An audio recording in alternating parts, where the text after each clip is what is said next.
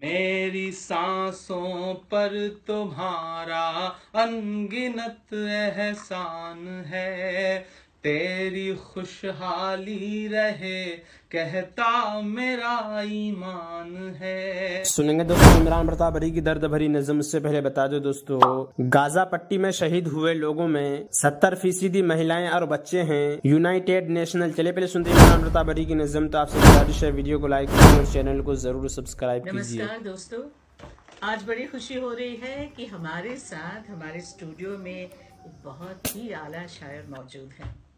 नौजवान हैं, होनहार हैं, सृजनात्मक भी हैं और मैं आपकी मुलाकात करवाने जा रही हूँ इमरान प्रताप गढ़ी साहब के साथ। शायद आप जानते ही होंगे। स्वागत है, इस्तकबाल करते हैं आपका। बहुत धन्यवाद। मुझे भी मेरे लिए ख्वाब के पूरे होने जैसा है। आप सामने बैठी हैं, इंटरव्यू कर रही हैं और मैं बहुत पॉपुलर, मतलब जिसका नाम हिंदुस्तान तक में है, ऐसे SBS रेडियो स्टेशन में बैठ के मुझे दिली खुशी हो रही। तो बहुत शुक्रिया मुझे यहाँ बुलाने के लिए। आपको दिली खुशी हो रही है, हमें रूहानी खुशी हो रही है कि आप यहाँ पर आए और भारत से आए हैं। भारत से, देश से आपको बहुत प्रेम है और आपके भी बहुत प्रेमी हैं, बहुत से आपके फैंस हैं। तो ये बताइए कि देश प्रेम के बारे में आप क्या कहना चाहेंगे? एक ऐसा जज्बा, एक ऐसा एहसास जिसे शब्दों में जिस तरह बयान किया जा सकता है, उससे कहीं ज़्यादा पाकीज़ा उसका एहसास होता है। और अगर वतन और वतन की मोहब्बत किसी इंसान के दिल में नहीं है तो मुझे लगता है कि उसका इंसान होना बेकार है। तो मेरे लिए मुल्क से मोहब्बत मेरे ईमान का एक हिस्सा है। बिना मुल्क की मोहब्बत के ईमान मुकम्मल नहीं होता। मेरे लिए इसकी व्याख्या सबसे सही यही है। अच्छा, ईमान मुकम्मल नहीं होता जहाँ तक देश प्रेम जान में, दिल में ना हो। दोस्तों वीडियो को लाइक कीजिए और चैनल देश को जरूर प्रेम पर सब्सक्राइब आपने कीजिए। काफी कुछ लिखा है, जी। तो आपसे गुजारिश है देश प्रेम पर, मातृभूमि के प्रेम पर भी कुछ सुनाए। जी बिल्कुल। मैं दुनिया के जिस हिस्से में भी जा रहा हूँ, मेरे 4 मिसरे बहुत सुने जा रहे हैं। मैं तरन्नुम में सुनाऊं? प्लीज। मेरी सांसों पर तुम्हारा अनगिनत एहसान है। एक शायर अपने वतन से कह रहा है, मेरी सांसों पर तुम्हारा अनगिनत एहसान है, तेरी खुशहाली रहे कहता मेरा ईमान है, तेरी खुशहाली रहे कहता मेरा ईमान है। मेरी सांसों में तिरंगे की बुलंदी की दुआ, मेरे हिंदुस्तान तुझ पर जान भी कुर्बान है, मेरे हिंदुस्तान तुझ पर जान भी कुर्बान है। बहुत खूबसूरत कि आपकी जान भी देश के लिए कुर्बान है और आपके जज्बे पर हम कुर्बान हो रहे हैं। शुक्रिया। बहुत अच्छा लगा। ये तो मातृभूमि की बात हुई जी। और आपने ममता पर, माँ के प्यार पर भी जी बहुत कुछ कहा है। तो ये जज्बा खास तौर से कैसे जागा? जाहिर है आपको अपनी माँ से, अम्मी से, माता जी से बहुत प्यार होगा। कुछ JNU स्टूडेंट्स के बारे में भी आपने लिखा जिसकी माँ नजीब को तलाश कर रही है। जी। दरअसल मैं कवि सम्मेलन और मुशायरे की जो दुनिया है उसमें सबसे छोटा कलमकार हूँ। मैं अभी माँ के एहसासों से उम्र मैं सृजनात्मकता के हिसाब से भी छोटा ही मानता हूँ अपने आप को। तो मेरे लिए माँ जो है वो अभी भी, मैं माँ के पल्लू से बंधा हुआ बेटा कह सकती हैं आप मुझे। तो मैं हर प्रोग्राम में निकलने से पहले माँ से दुआएं लेना, मैं माँ के बहुत करीब हूँ। तो जब भी किसी माँ को कहीं भी तड़पता देखता हूँ तो मुझे ऐसा लगता है कि मेरी माँ तड़प रही है। एक शायर, एक कवि बहुत ज्यादा संवेदनशील होता है और उसकी जिम्मेदारी बनती है कि वो दर्द को महसूस करे।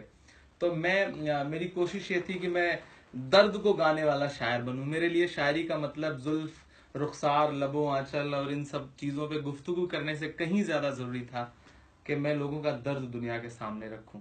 तो जब नजीब का एक वाकया हुआ, नजीब एक सिंबल है, नजीब एक प्रतीक है, तो मैं नजीब की माँ से जब पहली बार मिलने गया था तो मुझे ऐसा लगा था कि नजीब की माँ की जगह अगर मेरी माँ होती तो शायद ऐसे ही वो भी रोती। तो उस दर्द को मैंने खुद पे महसूस किया, और वो बहुत सुनी गई कविता है। उसे यूट्यूब पर अब तक 3 मिलियन से ज्यादा लोगों ने देखा है मेरे अपने चैनल पर। तो मेरे लिए वो बहुत दिल के करीब कविता है जी। वो कविता जो है, एक माँ जो है वो गुफ्तगू कर रही है समाज से, सोसाइटी से, जिसका बेटा गायब है। तो मैंने उसको जहन में रख के कविता लिखी थी। कि दोस्तों, इमरान प्रतापगढ़ी की नज़्म सुनने के बाद आप अपनी राय में क्या कहना चाहते हैं वो नीचे कमेंट बॉक्स में जरूर बताएं। हजरत हुज़ैफा रज़ियल्लाहु अन्हु रिवायत करते हैं कि नबी करीम सल्लल्लाहु अलैहि वसल्लम ने इरशाद फरमाया, इस्लाम के 8 हिस्से हैं, अहम हैं। ईमान एक हिस्सा है, नमाज पढ़ना एक हिस्सा है, ज़कात देना एक हिस्सा है, हज करना एक हिस्सा है, अल्लाह ताला के रास्ते में जिहाद करना एक हिस्सा है, रमजान के रोजे रखना एक हिस्सा है, नेकी का हुक्म करना एक हिस्सा है, बुराई से रोकना एक हिस्सा है। बिलाशुबा वो शख्स नाकाम है जिसका इस्लाम के इन अहम हिस्सों में से किसी में भी कोई हिस्सा नहीं। हजरत इब्न अब्बास रज़ियल्लाहु अन्हुमा रिवायत करते हैं कि नबी करीम सल्लल्लाहु अलैहि वसल्लम ने इरशाद फरमाया, इस्लाम यह है कि तुम अपने आप को अकायद और आमाल में अल्लाह ताला के सुपुर्द कर दो, और दिलो ज़बान से तुम ये शहादत अदा करो कि अल्लाह ताला के सिवा कोई इला नहीं, कोई ज़ात इबादत व बंदगी के लायक नहीं, मोहम्मद सल्लल्लाहु अलैहि वसल्लम उसके बंदे और रसूल हैं। नमाज कायम करो और ज़कात अदा करो। हज़रत अबू हुरैरा रज़ियल्लाहु अन्हु फरमाते हैं कि देहात के रहने वाले एक साहिब रसूलुल्लाह सल्लल्लाहु अलैहि वसल्लम की खिदमत में हाजिर हुए और अर्ज़ किया, रसूलुल्लाह, मुझे कोई ऐसा अमल बता दीजिए जिसके करने से मैं जन्नत में दाखिल हो जाऊं। आप सल्लल्लाहु अलैहि वसल्लम ने इरशाद फरमाया, अल्लाह ताला की इबादत किया करो, किसी को इनका शरीक न ठहराओ, फ़र्ज़ नमाज पढ़ा करो, फ़र्ज़ ज़कात अदा करो और रमज़ान के रोज़े रखा करो। इन साहब ने अर्ज़ किया, इस ज़ात की कसम जिसके कब्ज़े में मेरी जान है, जो आमाल आपने फरमाए हैं वैसा ही करूँगा, इनमें कोई इजाफ़ा नहीं करूँगा। फिर जब वो साहब चले गए तो रसूलुल्लाह सल्लल्लाहु अलैहि वसल्लम ने इरशाद फरमाया, जो शख्स किसी जन्नती को देखना चाहता हो वो उनको देख ले। हज़रत तलहा बिन उमैर रज़ियल्लाहु अन्हु फरमाते हैं कि अहले नजद में एक साहब रसूलुल्लाह सल्लल्लाहु अलैहि वसल्लम की खिदमत में हाजिर हुए।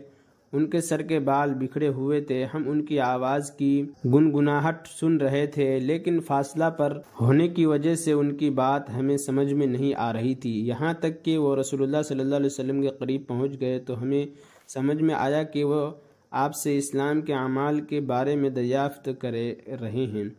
रसूलुल्लाह सल्लल्लाहु अलैहि वसल्लम ने उनके जवाब में इरशाद फरमाया, दिन रात में 5 फ़र्ज़ नमाजें हैं। इन साहिब ने अर्ज़ किया, क्या उन नमाज़ों के अलावा भी कोई नमाज मेरे ऊपर फ़र्ज़ है? आप सल्लल्लाहु अलैहि वसल्लम ने इरशाद फरमाया, नहीं, अगर तुम नफल पढ़ना चाहते हो तो पढ़ सकते हो। फिर आप सल्लल्लाहु अलैहि वसल्लम ने इरशाद फरमाया, रमज़ान के रोज़े फ़र्ज़ हैं। उन्होंने अर्ज़ किया, क्या इन रोज़ों के अलावा भी कोई रोज़ा मुझ पर फ़र्ज़ है? आप सल्लल्लाहु अलैहि वसल्लम ने इरशाद फरमाया, नहीं, मगर नफल रोज़ा रखना चाहो तो रख सकते हो। इसके बाद रसूलुल्लाह सल्लल्लाहु अलैहि वसल्लम ने ज़कात का ज़िक्र फरमाया। इसमें भी उन्होंने अर्ज़ किया, क्या ज़कात के अलावा भी कोई सदक़ा मुझ पर फ़र्ज़ है? आप सल्लल्लाहु अलैहि वसल्लम ने इरशाद फरमाया, नहीं, मगर नफली सदक़ा देना चाहो तो दे सकते हो। इसके बाद वो साहब ये कहते हुए चले गए, अल्लाह की कसम, मैं इन आमाल में न तो ज़्यादती करूँगा और न ही कमी करूँगा। रसूलुल्लाह सल्लल्लाहु अलैहि वसल्लम ने इरशाद फरमाया, अगर उस शख्स ने सच कहा तो कामयाब हो गया। हज़रत अबू दरदा रज़ियल्लाहु अन्हु फरमाते हैं कि मुझे मेरे हबीब सल्लल्लाहु अलैहि वसल्लम ने 3 बातों की वसीयत फरमाई। हर महीने 3 दिन के रोज़े रखना, सोने से पहले वित्र पढ़ना और फजर की 2 रकात सुन्नत अदा करना। फ़ायदा, जिन्हें रात को उठने की आदत है उनके लिए उठकर वित्र पढ़ना अफजल है, और अगर उठने की आदत नहीं तो सोने से पहले ही पढ़ लेनी चाहिए। और इमरान प्रतापगढ़ी से जुड़ी खबरों और नज़मों के लिए हमारे इस चैनल को जरूर सब्सक्राइब करें। मिलते हैं किसी और वीडियो में ऐसे ही नई नज़म और नई खबरों के साथ।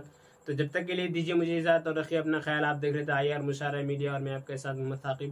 अस्सलामु अलैकुम व रहमतुल्लाहि व बरकातुहू।